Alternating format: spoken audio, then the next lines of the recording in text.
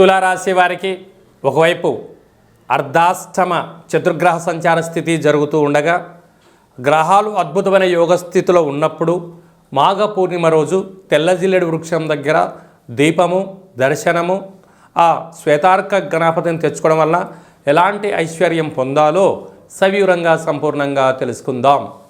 తులారాశిలో ఏ ఏ నక్షత్రాలు వస్తాయి అనగా చిత్తా నక్షత్రంలోని 3వ పాదం 4వ పాదం, స్వాతి నక్షత్రంలోని 4 పాదాలు, విశాఖ నక్షత్రంలోని 1, 2, 3 పాదాలు కలిపితే తులారాశి.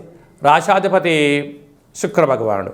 వీరికి ఎన్నడూ లేనటువంటి విధంగా మాఘ పూర్ణిమ సందర్భంగా చతుర్గ్రహ అర్ధాష్టమ శని సంచార స్థితి. ఆత్మకారకుడు రవి, రుణరోగ శత్రుకారకుడు కుజుడు, బుద్ధికారకుడు బుధుడు, రవి బుధుడు కలిసి ఉండడం వల్ల బుధాదిత్య రాజయోగము.